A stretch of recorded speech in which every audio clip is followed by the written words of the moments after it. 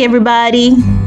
I am riding through these German Strasses on my way to meet a friend at the Brock House.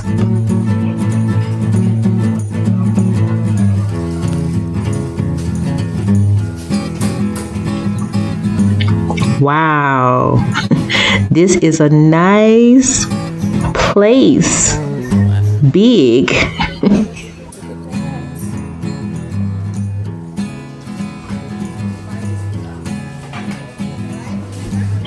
Okay, let's go through and let's find hope.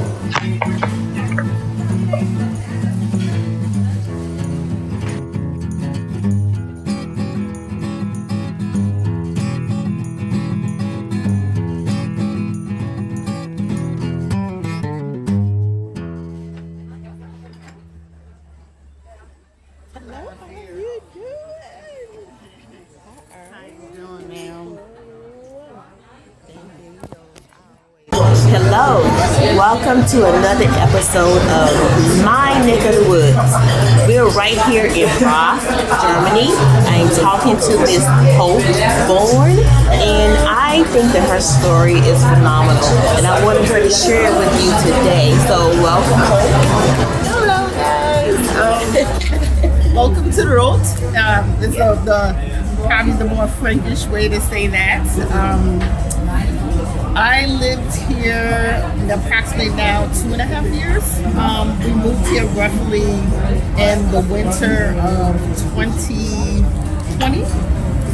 I think in 2021. In 2021. It's like quick pose. I used to work for the military concern in Ansbach, the Americans, and I worked for them over 10 years. I have at least close to 20-year overall career with the military, and from being from Fort Benning to Fort Stewart to Bragg to here. Seriously? Yeah, so I got involved with the military world when I was 18. That was my first introduction into this world. My sister had joined. So your sister joined with the Army? She joined the Army, and she went to Korea. Okay. When she came back to Korea, I had just turned 18, and my family had voted for me to get out of New York City because I had 3 choices: pregnant, dead, or diseased. Oh, and it was very raw, very cutthroat. That was very... So it was the best decision they ever made because it has led me into some horribly beautiful situations of self-taught, but it's led me here to Roth.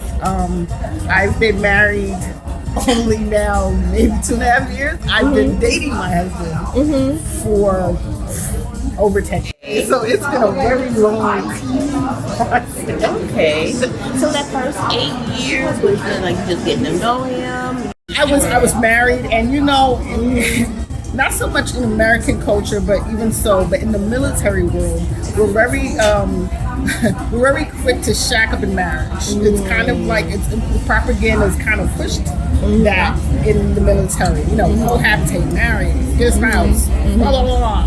Have your children somehow get that. Traditional. Oh, I want to join the military. That's why you have ROTC. And it's because the military is a business. Let's think of that foremost. Okay. And what do great Fortune 500 companies do?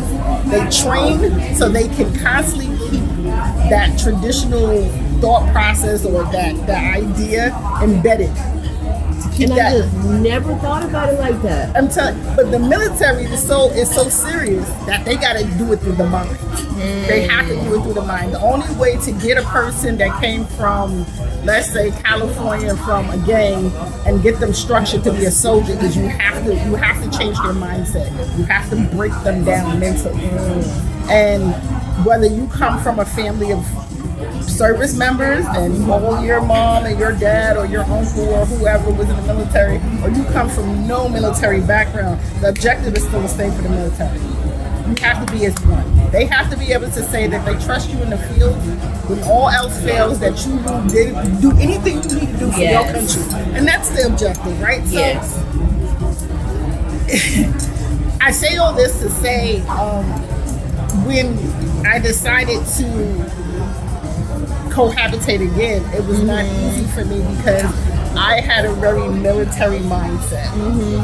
And it was very common for you to have a husband, but y'all not together, and blah, blah, blah. You got, in the States, you know, you can have anything you want at the right price. That means infidelity. That is true. That is true. Extra husbands, extra wives, extra kids. You know what I'm saying? So basically, you're saying over here, it is just understood that you're going to live together, as opposed to, you know, the German culture is very, very structured. Even in the way they think, it's very structured. They're very a collaborative thinking people. Okay. And I don't think that's any different from where they were from their history, good and bad, to now. They're still a very collaborative country. Just look at how their laws. All their laws are focused on the focus of all. It's not individualism like it is in the States. Right. You know, so it is common for a young couple to cohabitate and live in the same apartment, share bills, share interests, share their lives, because the idea is if this is going to work, then they'll marry eventually. You're married, you're usually producing your first child, if you don't already have one out of that box within the first or second year. You're already building your house within that 1 to 3 year time frame of you being married. Preferably, if you do it correctly, minus 5 years of y'all being married. You're already building your house. And the house will be somewhere where the parents are. Yeah. So it'll either be in the mom's town or the father's town, or it'll be in between so the grandparents can come and visit. They're very, very serious about family. I gathered that by the structure of the homes here. And I learned when I was in, I think when I moved to Ansbach, why there's so many layers. It's like grandpa is down here and mom is right here. And then the children are going to be on the 3rd floor. And everybody sometimes have their own kitchen sometimes. And I was like, wow, y'all just really throwing this together, this thing. Because like, we don't do that. You know, we don't. And even more so in the African American. You know, we do the collective thing when they talk about village raising children. Yeah, we do the collective thing when it talks about trying to keep, you know, the good resources inside of our community, keeping that going for the next generation. Like, we have our moments of our specific agendas. They're trying it across the board. Like, across the board, it's a shared interest, it's a shared objective, it's a shared goal. When you talked about Unfuck, it made me think, so I was like, it's multi-generational homes. In an article I read, in which they're saying is more common now than it was 50 years ago. Really? Because I mean, when you go to like the homes where they specifically target, U.S. citizens, and we like our houses a certain way, and so they don't really do that much anymore where I am, because I'm in Cape Town area. But you're saying that now they're starting to build up the multi-level? Especially among your immigrants, especially among your foreigners, especially among your people that are coming in that really have not been integrated into the culture of the country and stuff like that, which we are in the precedent of it now, seeing the global massive migrations of people. Flock to other countries.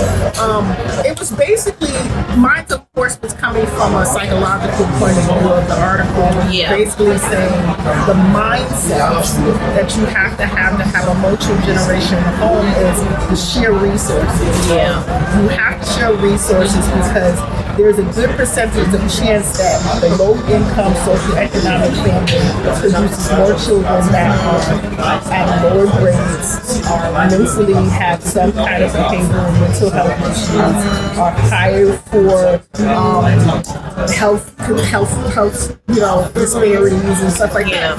And this was part of my work for my bachelor thesis, but I was just in white and awe, like so many points that it hit home to me. And I was just like, and here it is, my husband from a totally different culture the exact same story in Germany. How does that happen? Somebody that was raised in a country where they pride themselves on unity, they pride themselves on so many things, was pretty much living what I call a black person's life as a white person. He had the single family house, and his mother was the only one he had. You know, he didn't have any involvement with his dad. Right.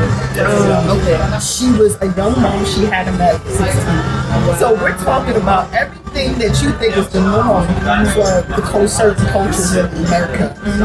He was going through the exact same thing, isolated in his community because he didn't have a dad, and all of that. So just knowing that we're starting on a foundation of understanding each other's backgrounds, no matter about racial, but culturally having that connection, it helped a lot to transition into marriage. It helped a lot because dealing with mixed race couples, you always have the issue of not feeling like they understand. They don't understand where you come from. They don't understand, what your family has been through. They don't understand how the world sees you, especially when you deal with any race of color in another race. Yes. That's a huge thing, though. Yes. People need to understand. Yesterday when I was talking with someone, they were talking about disrespect. When the Americans come in and they don't really understand all the things that are typically German, the norm for a German person. They're disrespectful because it's not like the Americans do. But it doesn't have to be like the Americans are going to do this it. Is not America. Exactly, it's not your country. They don't have to adapt to you. Some have adapted for whatever reason in some places, but that's not the money. I'm sorry. Ansbach is a great example of that. They've adapted enough to coexist. Yes. Let's not confuse coexistence with feeling welcome. I mean, you have a very good, probably good majority of them that do like us being here, but the general consensus is, Americans start war. Americans always going into somebody else's country to live. And the world pays for it in some token, right? That's not technically incorrect. But that's the mindset. That's the mindset. So you go in that feeling like, oh man, here it is. I'm a country that pretty much everybody either hates or loves because you got a 50-50 no matter who you are around the world. But the mindset of Americans is also very, I call it a belief system that is embedded in us generationally, historically, culturally, no matter what race you are. That we are center and everybody else kind of floats around us. And that's not true. And it's so serious about this belief system that we actually behave the way that we think we are above. We think we're better. We think that everybody should somehow adapt to us instead of us adapting to the environment that we're in. And probably a lot of reasons why we have the problems we have in the States. With a lot of things just in our own backyard. Yes. So where in the States are you from, though? I am from New York City, born and raised. Shout out to my borough people. Born and raised in the Boogie Down, In the Boogie Down. Yeah, the Boogie Down. They used to call it back in the 80s the crack road. Okay.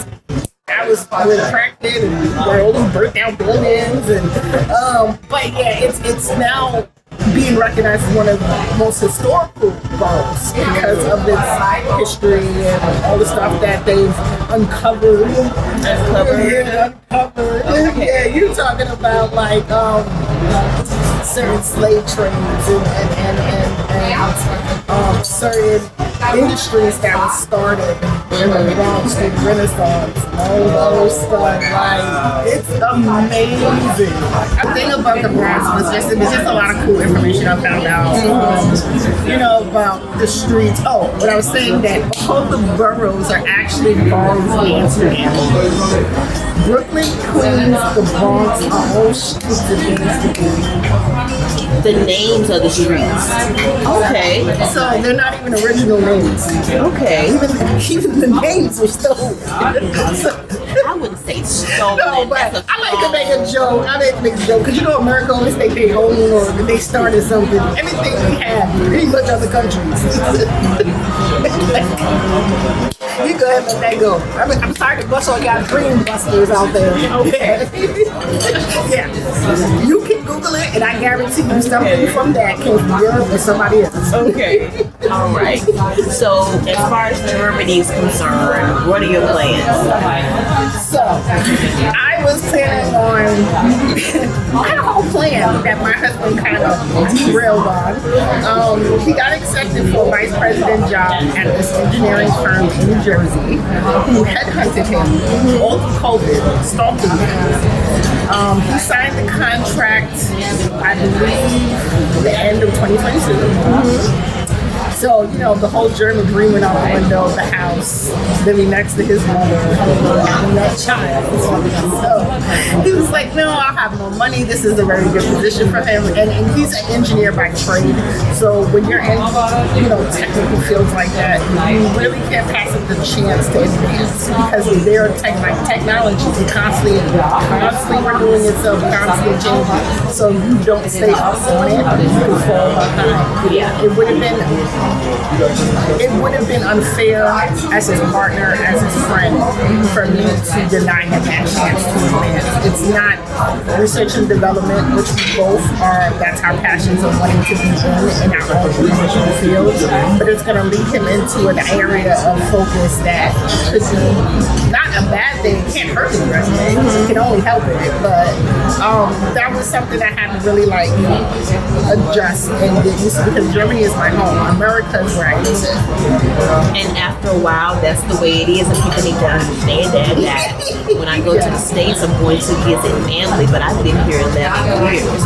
So when I say go home, I mean go to where my bed is.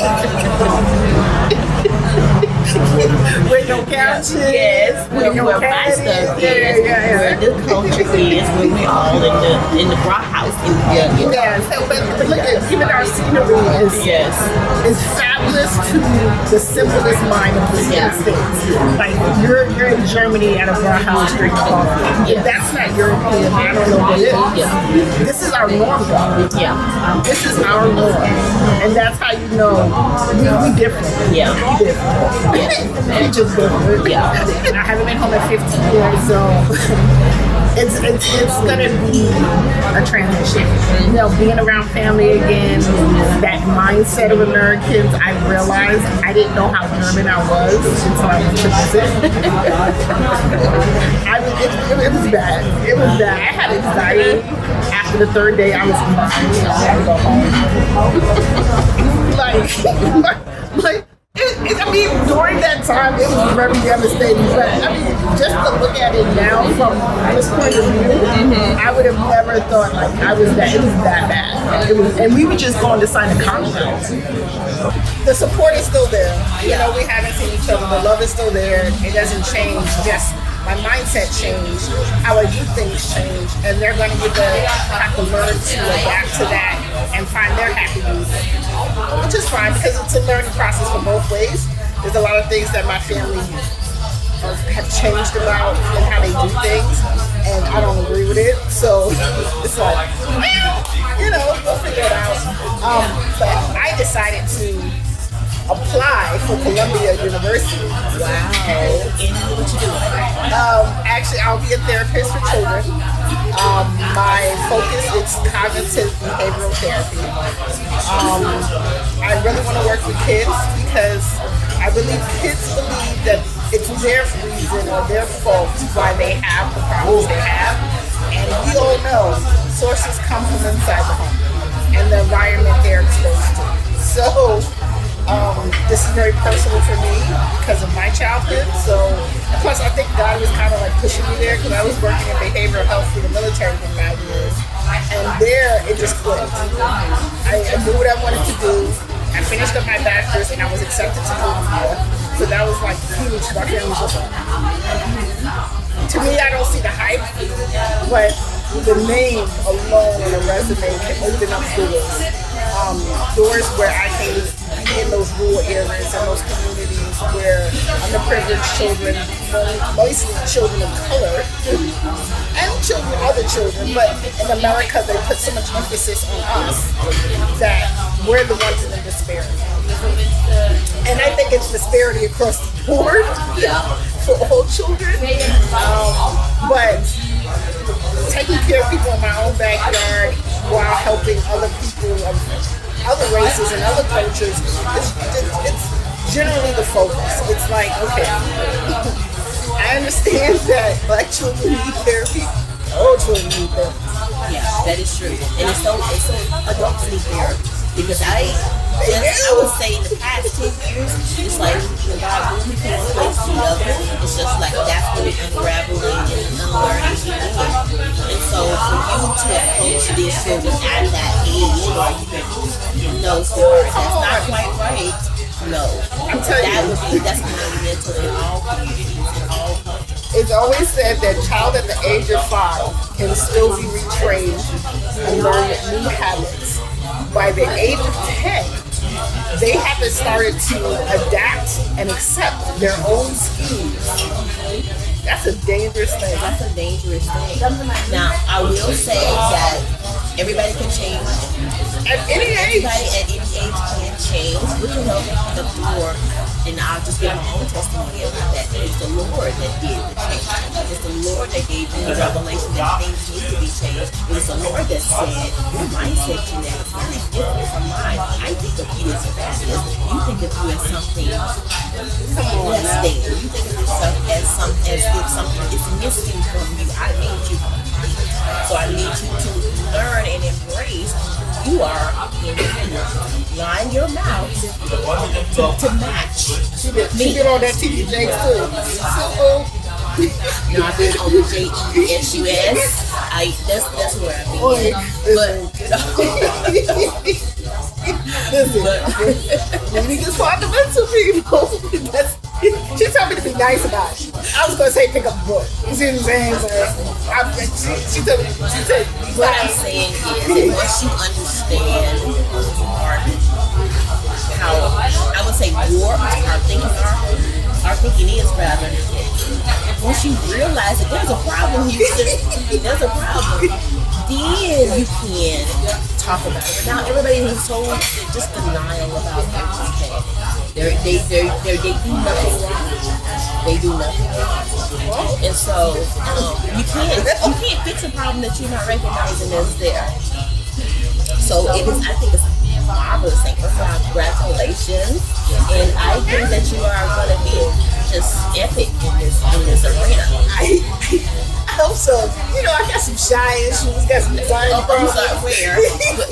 What? Look, this is my other Hope to their personality. The other Hope is the one that don't want to leave her house. Who be looking out the window like, I don't want to go out there. People are so friends about me. Like, she's still very real. She's still very real.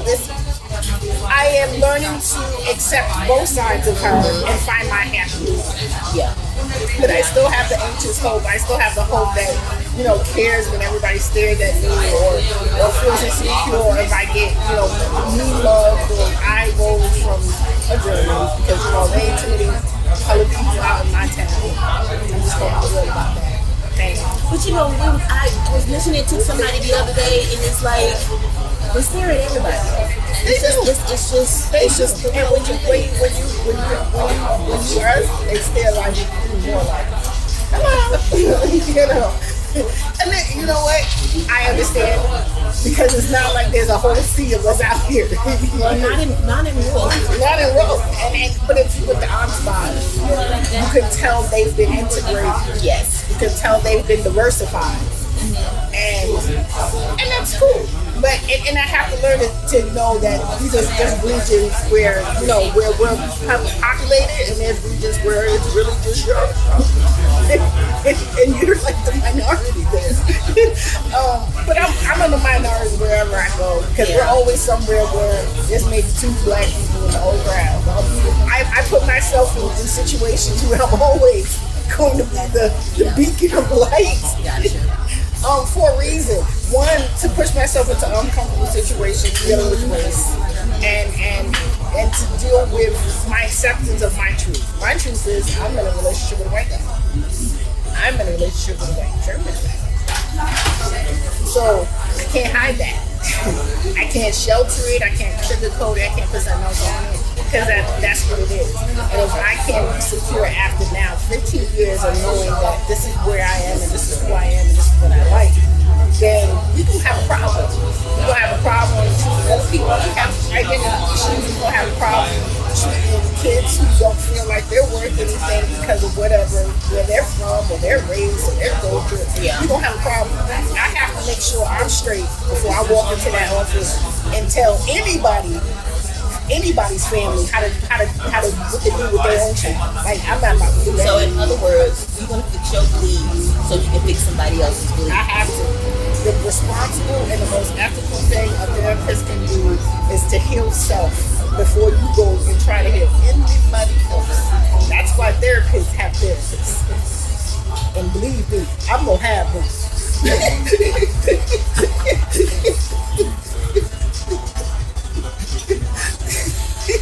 Well, Hope, it has been a pleasure.